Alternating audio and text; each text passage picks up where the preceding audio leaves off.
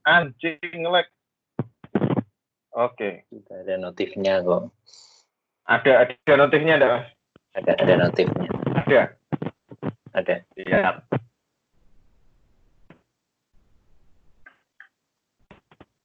Halo, teman-teman.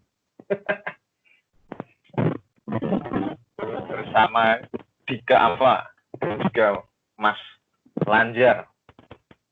Halo. Di bulan Ramadan yang penuh dengan pandemi ini, ya Mas ya? Iya, benar. Gimana Mas? Kabar gimana Mas? Aman? Alhamdulillah aman. Walaupun kita tidak bisa mudik ke kampung halaman, kita bisa terawih sama-sama di masjid, tapi ya kita ada kondisi yang ada. Itulah nasib perantau kan kayak gitu.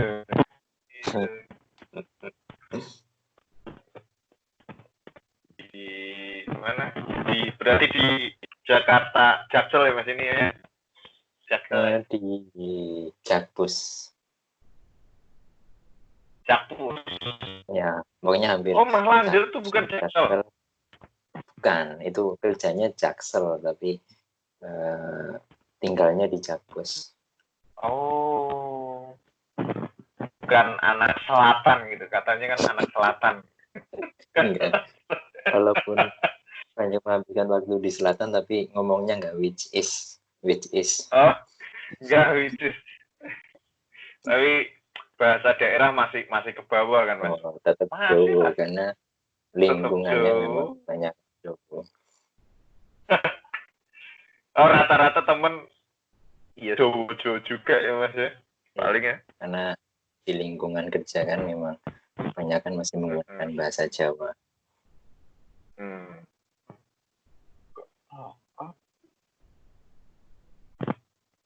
Nah, ini kan kok malah akunku kelok.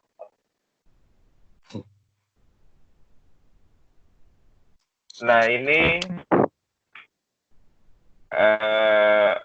kita tuh turut berduka cita ya Mas ya atas ini ya Mas ya. Hilangnya sosok Bapak patah hati nasional tuh Mas Didi Kempot tuh kemarin nggak ada tuh, aku tuh astaga kaget banget deh. Mas Lanjar juga sebagai penikmat campur sari juga pasti kehilangan yang teramat dalam. Ya, sangatlah. Apalagi lagu-lagu beliau kan memang menemani sejak saya masih kecil sampai sekarang gitu kan. Banyak lagu yang menemani perjalanan hidup kita. Benar banget. Semoga Mas Didi Kempot tenanglah di alam sana. Amin. Perginya Mas Didi Kempot ini kayak melengkapi kesedihan tahun 2020 gitu loh. Kayak di Januari, Mas Lanjar kan di Jakarta tuh pasti banjir gede nggak tuh Mas? Karena banjir tahun baru ya, masih sangat ingat sama 2 minggu setelahnya ya kalau nggak salah.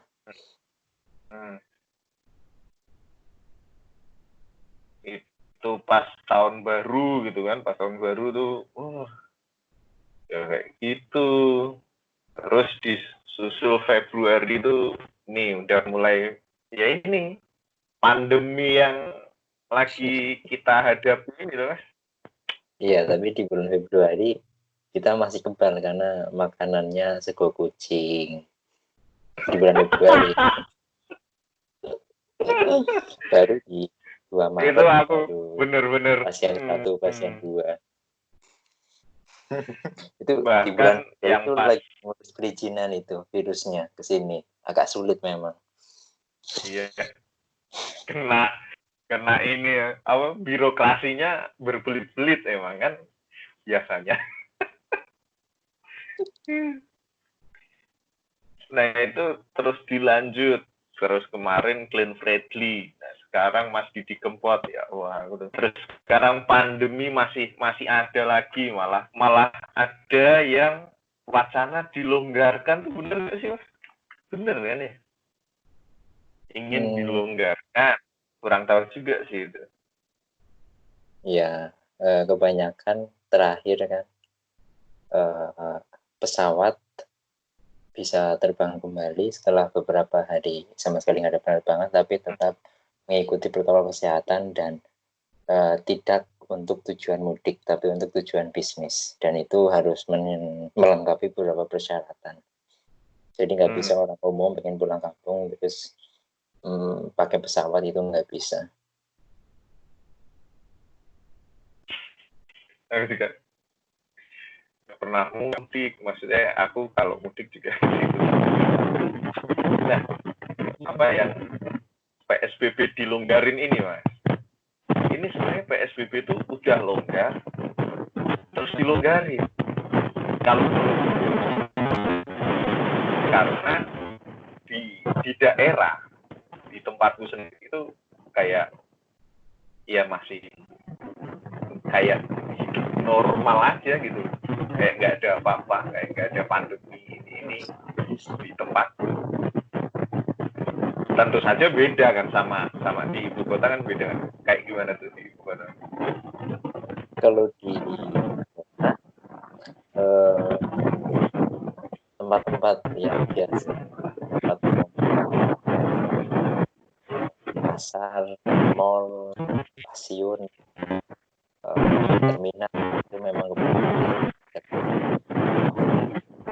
seakan-akan tutup, semua tutup, cuma ada pedagang kaki lima, 1-2 itu sekarang sudah jarang terlihat. Paling yang ada cuma penjual takjil di yang atas itu tetap ada. Terus untuk mall memang masih sudah jarang, kebanyakan toko-toko di dalamnya itu tutup, kecuali yang esensial nih kayak farmasi sama makanan pun itu tidak memberikan pelayanan dine-in, bukan hanya makan di mall, tapi terakhir melihat di warteg juga ada tuh hanya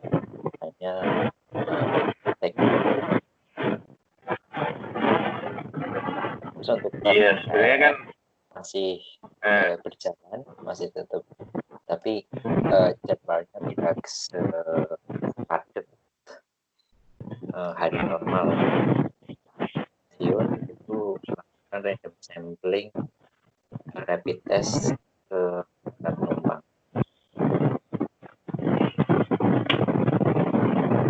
Ketat ya berarti ya tapi ketatnya gimana ya Mas? Baru aja tuh kayak agak yang Megdi Sarina tuh, yang Megdi Sarina hal yang aneh ya, seharusnya itu kumpulan orang. Iya itu. Jadi kalau terjadi penularan, karena lihat di video yang viral itu kan jaraknya kurang dari 1 meter. Itu mantep sih kalau pada ketularan. tapi itu apa emang?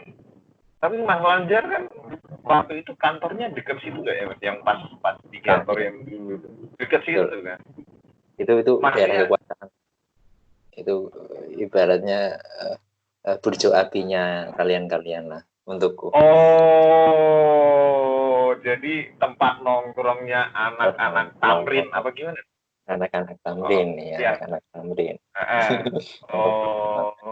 Itu kebanyakan. Nah, tapi secara personal ya memang itu yang paling sering, tempat nongkrong yang aku paling sering selama 4 tahun di sini. Ya apabila tutup ya udah memang sudah masanya mungkin. Dan kita lihat kan karena itu BUMN ya, karena BUMN di-push untuk bisa mempromosikan UMKM, dan McD ini kan bukan UMKM itu. Saya juga ya nyatanya tempat-tempat yang ada kenangannya mau ada pandemi kayak mau ada apanya kayak ya tetap aja datang ikut ya buat konten lah minimal lah. Nah tapi kayaknya yang aturan-aturan hajatan-hajatan gitu sama kegiatan keagamaan gitu juga berhenti nggak, stop nggak di situ? Apa masih ada? Untuk kegiatan keagamaan masjid itu sudah nggak ada sholat Jumat. Terus beberapa pengumuman pun untuk sholat 5 waktu itu tidak dilakukan. Ini beberapa masjid yang saya temui ya, saya nggak itu persatu Jakarta saya lihat enggak. Tapi memang secara garis besar sholat berjamaah sama Jumatan itu tidak dilakukan sholat berjamaah ramai-ramai. Terus hajatan nggak pernah lihat baik di hotel maupun di tempat itu memang sudah nggak ada untuk hajatan. Plus yang paling kentara ini lalu lintas karena ojek online sudah tidak bisa pick up orang ojek online. Jadi apabila ingin bepergian itu bisa menggunakan media mobil, go-kart atau grab-car. Itu pun harus ada penumpang maksimal dan nggak boleh diisi di depan, harus di belakang.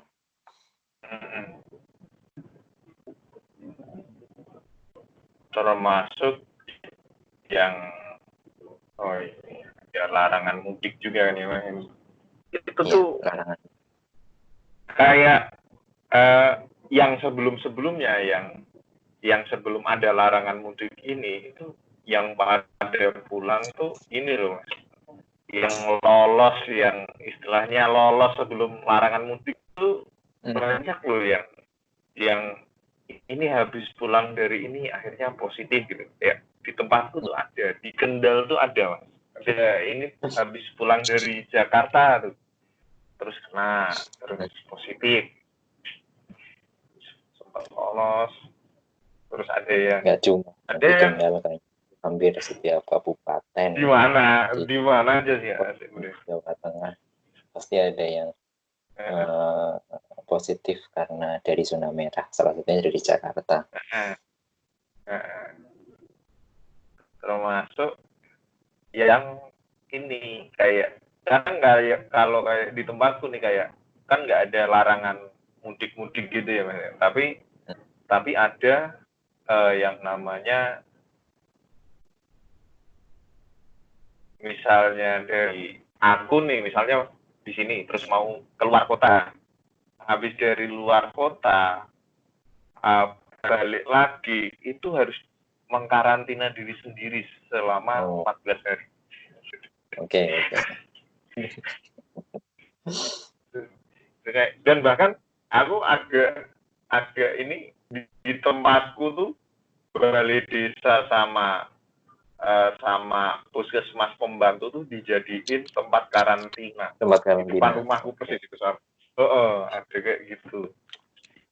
Lumayan lah udah semua orang mengikuti protokol itu apabila habis dari keluar kota terus mereka secara sukarela mengkarantina di balai desa.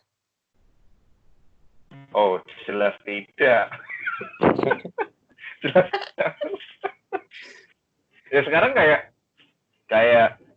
di tempatku aja yang di Kaliwungu, dekat Semarang kan banyak tuh orang-orang yang kerjanya di Semarang gitu kan berarti mereka keluar kota, yang mana Semarang red zone ya, red zone juga ya Semarang. Terus mereka kan pindah-pindah aja kan, Semarang balik Kendal ke Semarang lagi buat kerja. Ya kita nggak tahu kayak gimana gitu. Terus tarawih masih jalan di tempatku tuh masih ada. Nah, terus yang paling sedih sih ini Pak Ramadan kayak gini naik Kayak ibuku tuh kemarin ngeluh, Mas. Kayak ibuku tuh ngeluh harga bawang naik, apa naik, sayuran naik, kayak gara-gara supply-nya dari yang daerah dataran tinggi kayak Temanggung, kayak Wonosobo gitu. Iya gitu ya. Susah. Bahkan di Wonosobo sendiri sekarang kalau mau keluar kota tuh yang harus pakai surat-surat gitu kan. Oh iya ya. Keren. Ini ribet terus misuh-misuh itu parah. Yes, ya. Tapi kalau untuk di begitulah. kampung Mas Dika sendiri, apakah ada inisiatif dari perangkat desa atau dari pemuda Karang Taruna untuk mengurangi dampak dari pandemi ini sendiri? Kayak pembagian masker, disinfektan tiap gang. Ada. Dari Karang Taruna tuh ada pembagian masker. Kok masker? Penyemprotan disinfektan gitu. Cuma ya kurang tahu disinfektannya ramuannya kayak gimana gitu. Kan pernah itu ada yang viral tuh video yang ibu-ibu bikin disinfektan yang nyemprot disemprot mukanya. Bahkan ada yang di setiap ini Mas, gapura tiap desa, gapura masuk tuh dikasih kayak semacam selang paralon gitu, terus dibolong-bolongin ya nyemprot tiap saat. Oh, nyemprot jadi setiap air jadi kendaraan apapun yang lewat pasti kena gitu. Oh, tapi itu cuma awal-awal kemarin doang. Akhir-akhir ini udah enggak. Loh kok mati gini, kok orang konsisten gitu. Bahan baku kurang mungkin. Ya udahlah, kok emang ya mau sampai kapan gitu kayak gini terus gitu. Kalau di kampung saya ya, saya mendapat laporan dari teman-teman perantauan dan juga pemuda masjid itu ada pengadaan masker untuk satu RW 1.200-an warga itu kita bagi masker. Jadi di setiap kakak ada berapa rumah ya kita bagi masker kain sesuai dengan jumlah di keluarga tersebut, dan itu kemarin sudah terlaksana. Dan di beberapa desa tetangga yang memang itu masuk ke dalam jalur jalan nasional Jawa Tengah bagian selatan, itu beberapa desa sudah bikin portalnya masing-masing dan itu dijaga 24 jam. Dan plus ya seperti di tempat Mas Dika, ada tempat yang memang dikhususkan untuk mengkarantina mereka-mereka yang tanda kutip nakal tetap mudik. Tapi nggak tahu itu apakah efisien dan efektif atau itu hanya untuk gertak sambal doang. Nah, pelaksanaan eksekusinya kadang kurang ini. Iya kan. Tapi ya apabila kita pasang banner ini rumah karantina kan potret-potret upload sosial media, tapi 2-3 hari ke depannya kan itu nggak tercover ya gitu. Bener, soalnya ya mungkin nggak semua pihak sih, tapi sering banget nih ditemuin kayak aku nemuin kayak ya ngerjain apa-apa cuma buat foto sama laporan doang biasanya kayak gitu. Biasanya sih kayak gitu, sering banget. Bahkan pernah yang di komplekku sendiri tuh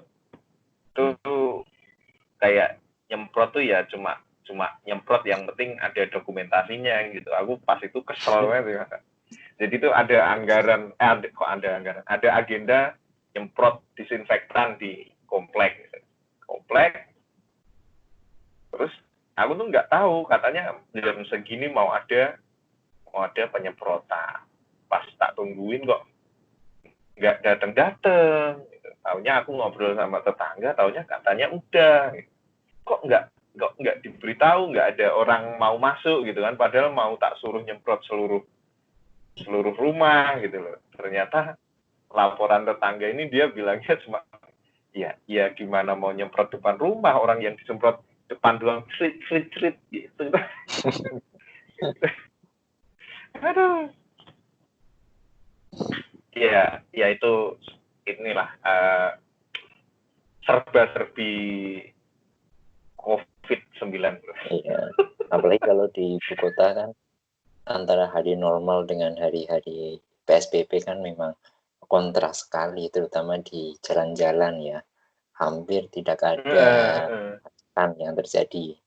Kita jam 4 sore, jam 5 sore kita masih bisa trek-trekan lah, katakanlah di jalan-jalan protokol itu. Coba andaikan hari normal itu kita stuck. Dan ya stasiun, mall yang biasa penuh sesak orang sekarang sepi, hanya ada babang Gojek yang keluar masuk untuk melayani pengantaran makanan. Nah, untuk stasiun jarak jauh seperti Pasar Senen, Gambir itu memang tidak beroperasi sejak bulan Mei ini. Setidaknya sejak bulan Mei ini sudah tidak beroperasi. Aduh, bener-bener ya keisolasi ya, bahkan iya, jadi yang 3 bulan kemarin bangun tengah malam untuk mencari tiket, itu tiketnya mau tak mau harus percuma. lagi. Percuma. Mungkin itu aku sempat ngerasain. Lo itu para calo itu kehilangan banyak market mereka. Itu tuh aku sempat ngerasain dulu waktu masih di Jakarta gitu kan, masih di Tangerang waktu nyari tiket bandara. Yang hamin 3 bulan nyari tiket kereta, nggak dapet, terus ada kereta cadangan akhirnya dapet gitu kan. Terus kalau sekarang ya mungkin nggak guna juga sih kalau dapet sih. Tapi ngaruhnya ke kerjaan gimana mas? Work from home nggak? Iya. Itu efektif nggak kalau dilaksanakan ke depannya? Banyak yang tidak bisa dilakukan ya ketika kita WFH. Praktis untuk yang di pemerintahan kebanyakan kantor itu menerapkan WFH full. Tetap ada 1-2 orang yang piket, utamanya bagi administrasi dan persyaratan, karena mereka harus setiap hari memanage surat yang keluar dan surat yang masuk. Tapi untuk para staff, para analis kebanyakan mereka WFH. Tetapi karena konsekuensi dari WFH pastinya tidak mengenal jam kerja kan.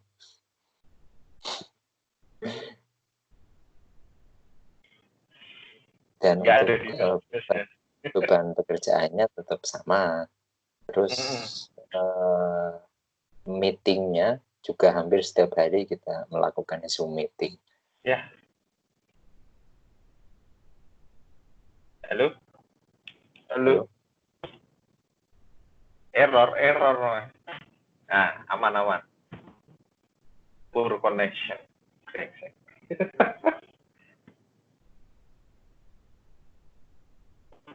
Halo. Aku aman.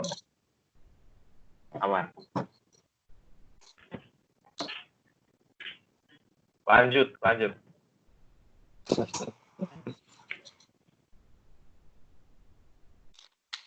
Beres mas, aman. Wah, berarti ya untuk sebagai analis gitu aman, nggak bisa dikerjain dari rumah. Bisa, yang penting untung aja koneksi internet itu terutama. Nah itu masih yang kadang jadi hambatan soal kayak gini tuh, koneksi internet itu loh. Kayak adikku tuh kan ini kuliah ya Mas. Dia itu sekarang ya kuliah online gitu loh, sama Oke. sama kayak apa aja lah pokoknya kuliah online. Nah untungnya di rumah udah ada wifi, tapi dia kan ini apa kayak apa ya komting kayak semacam komting ketua angkatan gitu kan. Oh, Terus dia tuh nerima keluhan dari apa teman-temannya. wes. Kalau Demokratis sekali ya adik Anda. enggak, dia cuma perantara aja karena teman-temannya banyak yang malas ngomong sama dosennya gitu. Takut aja. Soalnya apa? Enggak semua orang tuh koneksinya kenceng. Pertama, enggak semua punya wifi. Ya, Terus ya semua Telkomsel. kuotanya ya limit lah. Atau kuotanya waktu jam 12 Bahkan ke atas.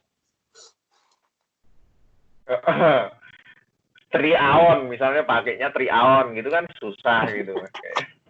Hanya di Ini jam-jam zaman tertentu. kuliah itu. yang beli di bawah jembatan tuh loh Mas. Nah itu ya banget. Punya beli habis buang itu, beli lagi perdana baru. yang kali pakai iya yang model-model kayak gitu kan nggak semua orang pakainya Telkomsel atau apalah itulah pokoknya yang proper lah. Nah, selain itu banyak juga yang ngeluh HP-nya ini kurang memadai speknya. Jadi kalau dipakai agak lamaan dikit panas terus ngeheng. Dari Unif sendiri juga sebenarnya katanya udah ngasih ini sih, udah ngasih kayak kompensasi gitu kan. Berapa duit kemarin. Ya, tapi ya untuk waktu kuliah online yang sangat lama ini juga ya tetap aja sih kayak kurang aja gitu. Ya, Untungnya pasti beda dengan kuliah dengan tatap muka kan.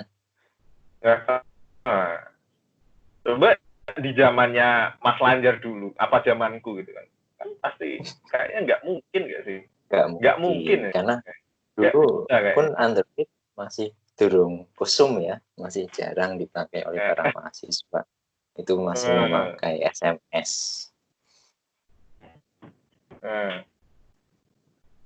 WhatsApp pun ya belum optimal lah dulu tuh WhatsApp.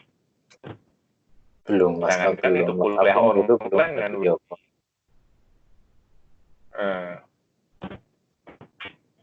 Berarti mungkin kalau pandeminya di zaman yang dulu mungkin benar-benar libur kali ya Mas.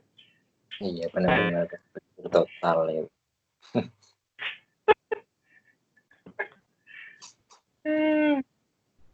Ya itulah Mas. Ya, menurut Mas Lanjar nih kapan kira-kira Mas hidup kembali ataukah ini new normal yang baru atau gimana? Kalau untuk memprediksi kapan ini selesai dan kapan kembali normal, tidak ada yang tahu ya, tapi kita bisa mengharapkan ya secepatnya semua kembali normal lah. Karena kan yang terdampak bukan hanya kita, bukan hanya mahasiswa, banyak sekali yang terdampak akibat pandemi ini, terutama mereka-mereka yang mata pencariannya di informal itu kan amat sangat terdampak. Bener banget. Ada berapa kantin warung di kantor-kantor yang tutup, ada berapa tukang cukur yang tutup, ada berapa tukang Starbucks keliling yang nggak bisa menjajakan kopi hangatnya. Itu kan yang mereka yang paling terdampak akibat pandemi ini. Kalau seperti saya itu kan masih bisa survive. Itulah ya, kalau bilang informasi banyak dapat cerita dari, ya kebetulan aku kan juga informal mas, nyari ya dari hari ke hari gitu kan, nyarinya gitu kan, dari hari ke hari, dari anak-anak kos yang bayar bulanan. Enggak sih, kalau kos enggak, kos tuh sempat ada cerita dari anak kos itu, dia orang Tegal. Orang Tegal, dia waktu itu pulang waktu yang Tegal memutuskan untuk lockdown loh mas. Pemda Tegal memutuskan untuk lockdown, dia lagi di Tegal, terus dia ke lockdown di sana, nggak bisa balik kerja ke sini, ke Kaliwungu. Akhirnya dia memutuskan untuk keluar dari kos-kosan. Karena terus ada lagi 0% ya. Karena ya ngapain ya pas ada biaya kan dia tidak menikmati fasilitas itu. Pas temponya habis, ya sekalian dia cabut gitu. Ada lagi yang ya keluhan dari ini orang salon. Kemarin kan aku ada salon tuh sama ibuku kan, dia tuh cerita gitu kan, kayak karena nggak boleh ada hajatan ini itu, banyak yang kena cancel orderan rias pengantin gitu-gitu loh. Itu ya kerasanya kayak gitulah. Oke, ya benar. Tapi setelah pandemi ini, salah satu sektor yang lumayan akan comeback itu ya wedding organizer. Karena kan mereka yang merencanakan menikah di tahun ini kan, bukan membatalkan tapi menunda kan. Menunda langsung ngumpul jadi satu. Ini turun, nah mereka baru eksekusi rencana pernikahan mereka. Mau tak mau wedding organization bakal mengalami kenaikan order. Nah itu lumayan dik kalau kamu bisa ngambil di situ. Nggak ada bakat mas. Mungkin Mas Lanjar bukan yang ngambil kesempatannya, tapi yang menjadi pelanggannya para rias pengantin. Ya, belum ada arah ke situ. Ya. Agak menjebak. Ya itulah. Mungkin next kita ada ngomongin yang lain mas, selain pandemi ini. Oke, siap. Pandemi ini ya udah setengah jam, udah cukup lah ya. Udah cukup, oke. Aku juga udah mendapatkan insight tentang apa yang terjadi di ibu kota. Apa yang terjadi di epicentrum pandemi di Indonesia. Epicentrum. Semoga sehat-sehat mas di situ mas. Iya, amin. Jangan lupa puasa 30 hari full. Thank you Mas Anjar. Assalamualaikum. Oke. Waalaikumsalam Dika.